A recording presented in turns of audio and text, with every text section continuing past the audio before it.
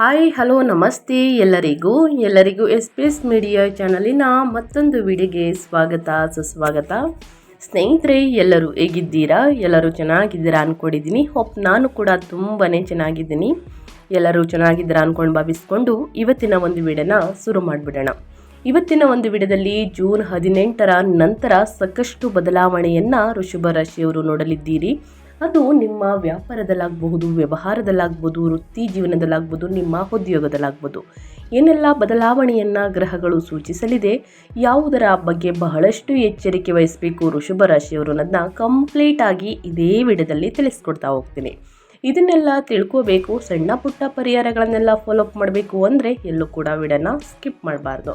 ಅಂದರೆ ವಿಡಿಯೋನ ಕಟ್ ಮಾಡಿ ಓಡಿಸ್ಕೊಂಡು ಹೋಗಿ ನೋಡ್ತೀರಾ, ಇದು ಫುಲ್ ಇನ್ಫಾರ್ಮೇಷನ್ ಅರ್ಥ ಆಗಲ್ಲ. ಸೊ ಹಾಗಾಗಿ ಎಲ್ಲ ವಿಡಿಯೋದಲ್ಲೂ ತಿಳಿಸ್ತಾ ಇರ್ತೀನಿ. ಮೊದಲಿಂದ ಕೊನೆ ತನಕ ವಿಡಿಯೋವನ್ನು ವಾಚ್ ಮಾಡಿ. ವಿಡಿಯೋದಲ್ಲಿ ಒಳ್ಳೆ ಮಾಹಿತಿ ಸಿಕ್ಕಿದ್ದಲ್ಲಿ ತಪ್ಪದೆ ವಿಡಿಯೋಗೊಂದು ಲೈಕ್ ಕೊಟ್ಟು, ಇನ್ನೂ ನನ್ನ ಚಾನಲ್ನ ಸಬ್ಸ್ಕ್ರೈಬ್ ಮಾಡ್ಕೊಂಡಿಲ್ಲ ಅಂದರೆ ಎಸ್ ಪಿ ಎಸ್ ಮೀಡಿಯಾಗೆ ಸಬ್ಸ್ಕ್ರೈಬ್ ಆಗಿ ನಿಮ್ಮ ಅಭಿಪ್ರಾಯಗಳನ್ನು ಕಮೆಂಟ್ ಬಾಕ್ಸಲ್ಲಿ ತಿಳಿಸಬಹುದು. ಯಾರೆಲ್ಲ ಸಬ್ಸ್ಕ್ರೈಬ್ ಮಾಡಿಕೊಂಡು ಪ್ರತಿನಿತ್ಯ ವಿಡಿಯೋ ವಾಚ್ ಮಾಡ್ತಿದ್ದೀರಾ ಅಂಥವರಿಗೆ ಥ್ಯಾಂಕ್ ಯು ಸೋ ಮಚ್ ಅಂತ ಹೇಳ್ತಾ ವಿಡಿಯೋದ ಕಡೆ ಗಮನ ಕೊಟ್ಬಿಡೋಣ. ಓಂ ನಮಃ ಶಿವಾಯ, ಓಂ ಶ್ರೀ ಮಹಾಲಕ್ಷ್ಮಿ ನಮಃ ಅಂತ ಕಮೆಂಟ್ ಮಾಡಿ ಸ್ನೇಹಿತರೆ. ಮಹಾಲಕ್ಷ್ಮಿಯ ಅನುಗ್ರಹದಿಂದ, ಶಿವನ ಕೃಪೆಯಿಂದ ನಿಮ್ಮ ಜೀವನದಲ್ಲಿರುವ ಕಷ್ಟ, ಸಮಸ್ಯೆ, ಅಡಚಣೆಗಳು, ತೊಂದರೆಗಳು ಎಲ್ಲವೂ ಕೂಡ ಸಂಪೂರ್ಣವಾಗಿ ನಿವಾರಣೆಯಾಗಲಿ ಅಂತ ಕೇಳ್ಕೊತಾ ವಿಡಿಯೋದ ಕಡೆ ಗಮನ ಕೊಟ್ಬಿಡೋಣ. ವೃಷಭ ರಾಶಿಯ ಕೃತಿಕ 2, 3, 4, ರೋಹಿಣಿ, ಮೃಗಶಿರ 1, 2 ಜಾತಕದ ಪ್ರಕಾರ 2026ರಲ್ಲಿ 11ನೇ ಮನೆಯಲ್ಲಿ ಶನಿ ಹಾಗೂ 10ನೇ ಮನೆಯಲ್ಲಿ ರಾಹು ಇರುವುದರಿಂದ ಉದ್ಯೋಗ ಮತ್ತು ಹಣಕಾಸಿನಲ್ಲಿ ಉತ್ತಮ ಪ್ರಗತಿಯನ್ನು ಕಾಣಬಹುದು. 3ನೇ ಮನೆಯಲ್ಲಿ ಗುರುವು ಉಚ್ಚ ಸ್ಥಾನದಲ್ಲಿ ಇರುವುದರಿಂದ ಅಪಾರ ಆತ್ಮವಿಶ್ವಾಸ ಮತ್ತು ಯಶಸ್ಸು ನಿಮ್ಮದಾಗುತ್ತದೆ. ಒಟ್ಟಾರೆಯಾಗಿ ಹೇಳಬೇಕು ಅಂದರೆ ಸಾಕಷ್ಟು ಬದಲಾವಣೆಗಳನ್ನು ನೋಡಲಿದ್ದೀರಿ. ಯಾವುದರ ಬಗ್ಗೆ ಅದೃಷ್ಟ, ಯಾವುದರ ಬಗ್ಗೆ ಮುನ್ನೆಚ್ಚರಿಕೆಗಳನ್ನು ತೆಗೆದುಕೊಳ್ಬೇಕು ಅನ್ನೋದನ್ನ ನೋಡ್ತಾ ಹೋಗೋಣ. ಅಪಾರ ಧೈರ್ಯ ಮತ್ತು ಯಶಸ್ಸು. ಜೂನ್ ದ್ವಿತೀಯಾರ್ಧದಲ್ಲಿ ಗುರುವು 3ನೇ ಮನೆಯಲ್ಲಿ ತನ್ನ ಉಚ್ಚ ಸ್ಥಾನವನ್ನು ಪ್ರವೇಶಿಸುವುದರಿಂದ ನಿಮ್ಮಲ್ಲಿ ಅಪರಿಮಿತ ಆತ್ಮವಿಶ್ವಾಸ ಮೂಡುತ್ತದೆ. ನೀವು ಕೈಗೊಳ್ಳುವಂತಹ ಪ್ರತಿಯೊಂದು ಯೋಜನೆಯು ಯಶಸ್ವಿಯಾಗಿ ಪೂರ್ಣಗೊಳ್ಳುತ್ತವೆ. ಆರ್ಥಿಕ ಸ್ಥಿರತೆ. ಜೂನ್ 15ರ ನಂತರ ಸಂಪತ್ತಿನ ಮನೆಯಲ್ಲಿ 2ನೇ ಮನೆಯಲ್ಲಿ ಸೂರ್ಯ ಮತ್ತು ಬುಧರ ಸಂಚಾರವು ನಿಮ್ಮ ಬ್ಯಾಂಕ್ ಬ್ಯಾಲೆನ್ಸನ್ನು ಹೆಚ್ಚಿಸುತ್ತದೆ.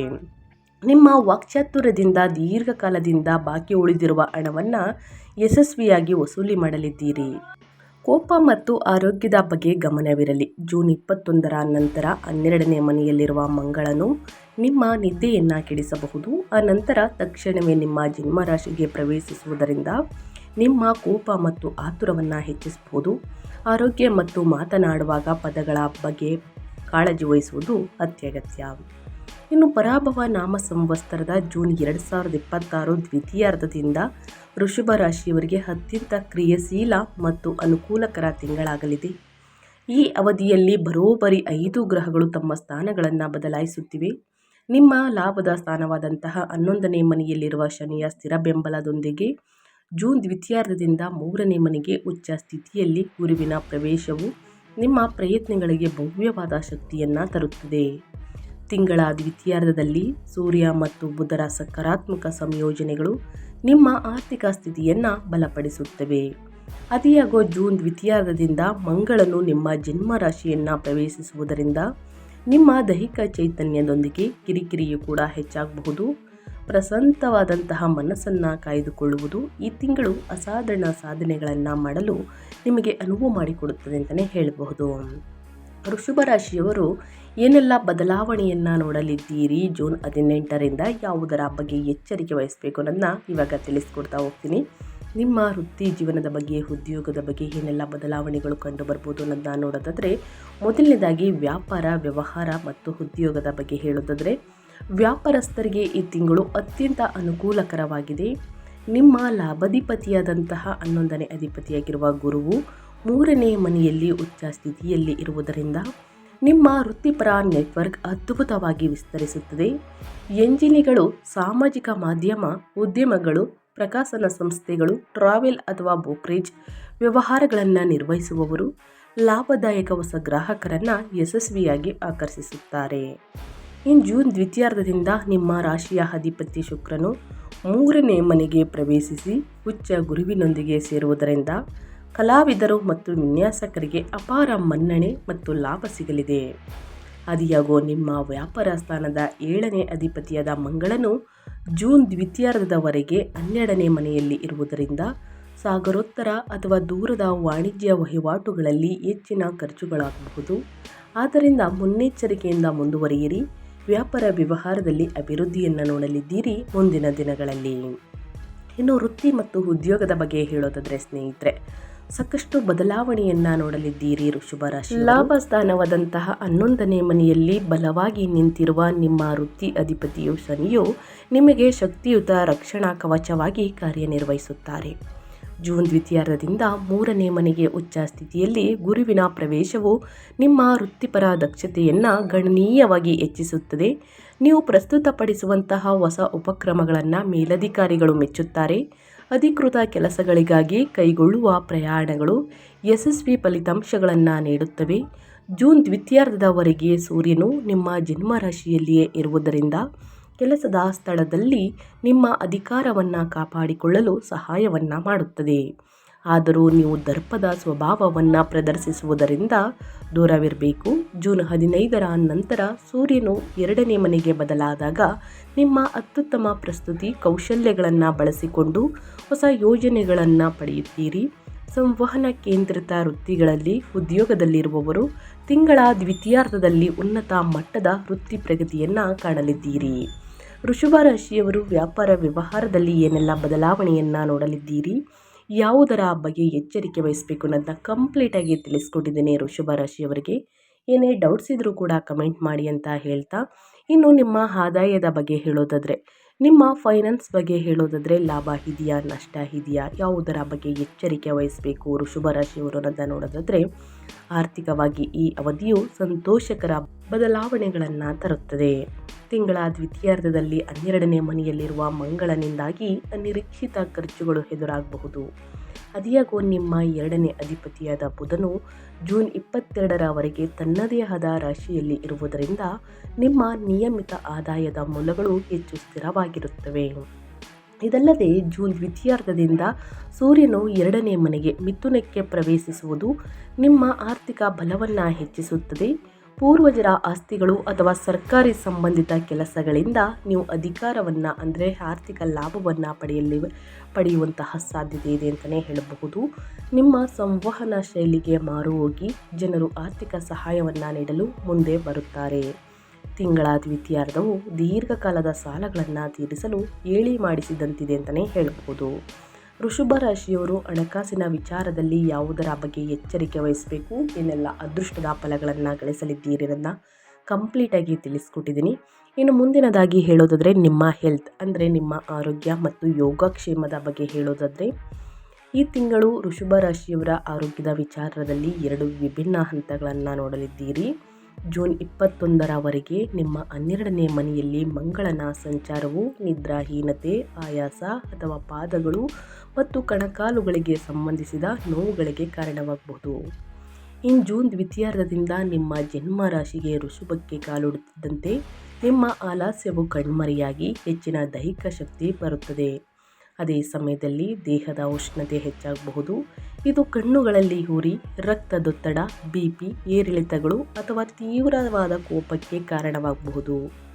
ಜೂನ್ 15ರ ನಂತರ ಸೂರ್ಯನು ಕೂಡ ನಿಮ್ಮ ರಾಶಿಯಲ್ಲಿಯೇ ಇರುವುದರಿಂದ ಉಷ್ಣತೆಯನ್ನು ಹೆಚ್ಚಿಸುತ್ತಾರೆ. ಹೀಗಾಗಿ ಜಂಕ್ ಫುಡ್ನಿಂದ ದೂರವಿರುವುದು ಮತ್ತು ಸಾಕಷ್ಟು ವಿಶ್ರಾಂತಿಯನ್ನು ಪಡೆಯುವುದು ಅತ್ಯಗತ್ಯ. ಪ್ರತಿದಿನ ಯೋಗ, ಧ್ಯಾನ, ಮೆಡಿಟೇಷನನ್ನು ಮಾಡಿ ನಿಮ್ಮ ಆರೋಗ್ಯದ ಬಗ್ಗೆ ಕಾಳಜಿ ವಹಿಸಿ ಸ್ನೇಹಿತರೆ. ಒತ್ತಡವನ್ನು ಕಡಿಮೆ ಮಾಡಿ ಅಂತ ಹೇಳ್ತಾ ವೃಷಭ ರಾಶಿಯವರಿಗೆ ಇನ್ನು ಕುಟುಂಬ ಮತ್ತು ವೈಯಕ್ತಿಕ ಸಂಬಂಧಗಳ ಬಗ್ಗೆ ಹೇಳೋದಾದರೆ, ನಿಮ್ಮ ಫ್ಯಾಮಿಲಿಯಲ್ಲಿ ಏನೆಲ್ಲ ಬದಲಾವಣೆ ಕಂಡು ಬರಬಹುದು, ಯಾವುದರ ಬಗ್ಗೆ ಮುನ್ನೆಚ್ಚರಿಕೆಗಳನ್ನು ತೆಗೆದುಕೊಳ್ಬೇಕು ಅನ್ನೋದನ್ನ ನೋಡ್ತಾ ಹೋಗೋಣ. ಈ ತಿಂಗಳು ಕೌಟುಂಬಿಕ ಸಂಬಂಧಗಳು ಅತ್ಯಂತ ಸಕಾರಾತ್ಮಕ ತಿರುವನ್ನು ಪಡೆಯುತ್ತವೆ. ನಿಮ್ಮ 3ನೇ ಮನೆಯ ಮೂಲಕ ಉಚ್ಚ ಗುರು ಮತ್ತು ಶುಕ್ರನ ಸಂಚಾರವು ಒಡ ಹುಟ್ಟಿದವರೊಂದಿಗಿನ ನಿಮ್ಮ ಬಾಂಧವ್ಯವನ್ನು ಗಮನಾರ್ಹವಾಗಿ ಬಲಪಡಿಸುತ್ತದೆ. ನಿಮ್ಮ ಬೆಳವಣಿಗೆ ಮತ್ತು ಪ್ರಗತಿಯಲ್ಲಿ ಅವರು ಸಕ್ರಿಯವಾಗಿ ಕೊಡುಗೆ ನೀಡುತ್ತಾರೆ. ನೆರೆಯವರೊಂದಿಗಿನ ಸಾಮಾಜಿಕ ಸಂವಹನಗಳು ಮತ್ತು ಸಂಬಂಧಗಳು ಸಹ ಆಹ್ಲಾದಕರವಾಗಿರುತ್ತವೆ. ನೀವು ಎಚ್ಚರಿಕೆ ವಹಿಸಬೇಕಾದ ಮುಖ್ಯ ಅಂಶವೇನೆಂದರೆ ನಿಮ್ಮ ಮಾತು. ಜೂನ್ 15ರ ನಂತರ 2ನೇ ಮನೆಯಲ್ಲಿ ಸೂರ್ಯ ಮತ್ತು ಜೂನ್ 21ರ ನಂತರ ಜನ್ಮ ರಾಶಿಯಲ್ಲಿ ಮಂಗಳನ ಪ್ರಭಾವದಿಂದ ನಿಮ್ಮ ನಡವಳಿಕೆಯಲ್ಲಿ ದರ್ಪದ ಮನೋಭಾವ ಕಂಡುಬರಬಹುದು.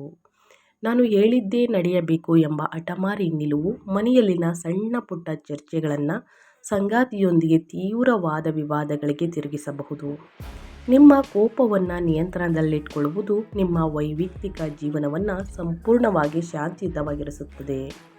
ಆದಷ್ಟು ಮನೆಯಲ್ಲಿ ಸಣ್ಣ ಪುಟ್ಟ ವಾದ ವಿವಾದಗಳು, ಮನಸ್ತಾಪಗಳು, ಜಗಳಗಳು ಸ್ನೇಹಿತರೆ ಇದ್ದೇ ಇರುತ್ತದೆ. ಅದನ್ನು ನಾವು ಹೇಗೆ ಬಗೆಹರಿಸ್ಕೊಡ್ತೀವಿ ಅನ್ನೋದು ಬಹಳ ಮುಖ್ಯ. ಆದಷ್ಟು ಹಿರಿಯರನ್ನು ಕೂರಿಸಿ ಸ್ನೇಹಿತರೆ ಏನೇ ಮನಸ್ತಾಪಗಳಿದ್ದರೂ ಕೂಡ ಅವರ ಮುಂದೆ ಹೇಳಿ ಬಗೆಹರಿಸ್ಕೊಳ್ಳಿ. ಇಲ್ಲ ಅಂದರೆ ಸಂಬಂಧಗಳಲ್ಲಿ ಬಿರುಕು ಮೂಡುವಂತಹ ಸಾಧ್ಯತೆ ಕಂಡುಬರಲಿದೆ. ಸೊ ಹಾಗಾಗಿ ಈ ವಿಚಾರದ ಬಗ್ಗೆ ಬಹಳಷ್ಟು ಎಚ್ಚರಿಕೆ ವಹಿಸಿ.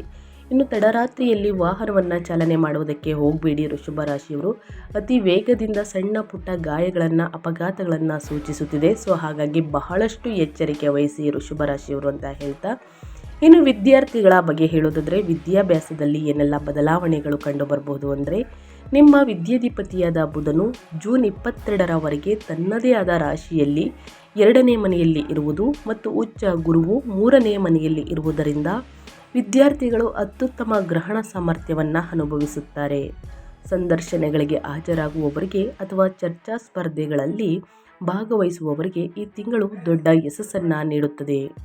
ಕ್ರೀಡಾಪಟುಗಳು ಜೂನ್ 21ರ ನಂತರ ಅದ್ಭುತ ಪ್ರದರ್ಶನವನ್ನು ನೀಡಲಿದ್ದಾರೆ ಅಂತಲೇ ಹೇಳಬಹುದು. ಒಟ್ಟಾರೆಯಾಗಿ ವಿದ್ಯಾರ್ಥಿಗಳು ನೀವು ಎಷ್ಟು ಶ್ರಮ ಪಟ್ಟು ಓದ್ತಿರೋ, ಇಂದಿನ ಶ್ರಮ ಮುಂದಿನ ಅದೃಷ್ಟದ ಫಲ. ಇದನ್ನು ನೆನಪಿನಲ್ಲಿ ಇಟ್ಕೊಳ್ಳಿ ಸ್ನೇಹಿತರೆ. ಎಷ್ಟು ಕಷ್ಟಪಟ್ಟು ಅಧ್ಯಯನದ ಕಡೆ ಗಮನ ಕೊಡ್ತೀರಾ ಅಷ್ಟು ಉನ್ನತ ಫಲಿತಾಂಶವನ್ನು ಖಂಡಿತವಾಗಿಯೂ ಗಳಿಸಲಿದ್ದೀರಿ.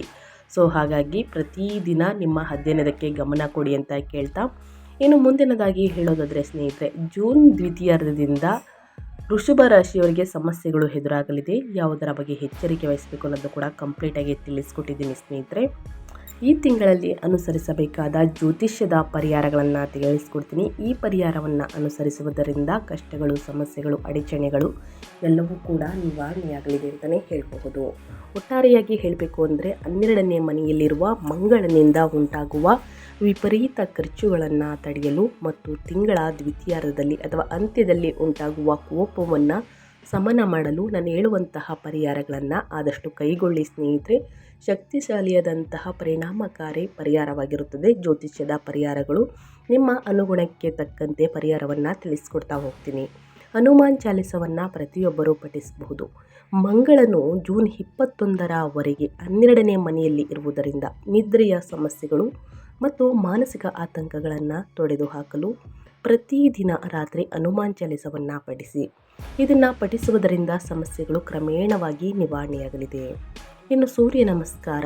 ಜೂನ್ 15ರ ನಂತರ 2ನೇ ಮನೆಯಲ್ಲಿರುವಂತಹ ಸೂರ್ಯನಿಂದಾಗಿ ನಿಮ್ಮ ಮಾತುಗಳು ಕಠಿಣವಾಗುವುದನ್ನು ತಡೆಯಲು ಬೆಳಿಗ್ಗೆ ಸೂರ್ಯ ನಮಸ್ಕಾರವನ್ನು ಅಭ್ಯಾಸ ಮಾಡಿ ಓಂ ಆದಿತ್ಯಾಯ ನಮಃ ಎಂಬ ಮಂತ್ರವನ್ನು ಜಪಿಸಿ ಸಮಸ್ಯೆಗಳು ನಿವಾರಣೆಯಾಗಲಿದೆ. ಇನ್ನು ಗುರು ಆರಾಧನೆ. ನಿಮ್ಮ 3ನೇ ಮನೆಯಲ್ಲಿರುವ ಹುಚ್ಚ ಗುರುವಿನ ಸಂಪೂರ್ಣ ಕೃಪೆಯನ್ನು ತಡೆಯಲು ಪ್ರತಿ ಗುರುವಾರ ದತ್ತಾತ್ರೇಯ ಅಥವಾ ಸಾಯಿಬಾಬಾ ದೇವಸ್ಥಾನಕ್ಕೆ ಭೇಟಿ ನೀಡಿ ಮತ್ತು ಹಳದಿ ಬಣ್ಣದ ಸಿಹಿ ತಿಂಡಿಗಳನ್ನು ಪ್ರಸಾದವಾಗಿ ಹಂಚಿ. ಆದಷ್ಟು ಬಡವರಿಗೆ, ನಿರ್ಗತಿಕರಿಗೆ ನಿಮ್ಮ ಕೈಯಲ್ಲಾದಷ್ಟು ಹಣ ಸಹಾಯವನ್ನು ಮಾಡಿ, ಅನ್ನದಾನ ಮಾಡಿ, ಬಟ್ಟೆ ದಾನ ಮಾಡಿ ಸ್ನೇಹಿತರೆ. ಈ ರೀತಿ ಸಹಾಯವನ್ನು ಮಾಡುವುದರಿಂದ ನಿಮ್ಮ ಜೀವನದಲ್ಲಿರುವಂತಹ ಸಮಸ್ಯೆಗಳು ಕ್ರಮೇಣವಾಗಿ ಕಡಿಮೆಯಾಗಲಿದೆ. ಸೊ ಹಾಗಾಗಿ ವೃಷಭ ರಾಶಿಯವರು ತಪ್ಪದೆ ಈ ಸಣ್ಣ ಪುಟ್ಟ ಪರಿಹಾರಗಳನ್ನು ಮಾಡಿ ಅಂತ ಹೇಳ್ತಾ ನಾನು ವಿಡಿಯೋವನ್ನು ಎಂಡ್ ಮಾಡ್ತಾ ಇದ್ದೀನಿ. ಇವತ್ತಿನ ಒಂದು ವಿಡಿಯೋದಲ್ಲಿ ಸಂಪೂರ್ಣ ಮಾಹಿತಿ ಸಿಕ್ಕಿದ್ದಲ್ಲಿ, ಈ ವಿಡಿಯೋ ಯೂಸ್ಫುಲ್ ಅನಿಸಿದ್ದಲ್ಲಿ ದಯವಿಟ್ಟು ವಿಡಿಯೋಗೆ ಲೈಕ್ ಮಾಡೋದನ್ನ ಮರ್ತಿದ್ರೆ ಲೈಕ್ ಮಾಡಿ. ಇನ್ನೂ ನನ್ನ ಚಾನಲ್ನ ಸಬ್ಸ್ಕ್ರೈಬ್ ಮಾಡ್ಕೊಂಡಿಲ್ಲ ಅಂದರೆ ಎಸ್ ಬಿಡಿಗೆ ಸಬ್ಸ್ಕ್ರೈಬ್ ಆಗಿ ನಿಮ್ಮ ಅಭಿಪ್ರಾಯಗಳನ್ನು ಕಮೆಂಟ್ ಬಾಕ್ಸಲ್ಲಿ ತಿಳಿಸಬಹುದು. ಯಾರೆಲ್ಲ ಸಬ್ಸ್ಕ್ರೈಬ್ ಮಾಡ್ಕೊಂಡಿದ್ದೀರಾ ಅವರಿಗೆ ಥ್ಯಾಂಕ್ ಯು ಸೋ ಮಚ್ ಅಂತ ಹೇಳ್ತಾ, ನಿಮಗೂ ಮತ್ತು ನಿಮ್ಮ ಕುಟುಂಬಕ್ಕೆ ತುಂಬಾ ಒಳ್ಳೆಯದಾಗಲಿ. ಮತ್ತೊಂದು ವಿಡಿಯೋ ಜೊತೆ ಮತ್ತೊಂದು ಹೊಸ ಭವಿಷ್ಯದಲ್ಲಿ ಸಿಗ್ತೀನಿ. Thank you for watching.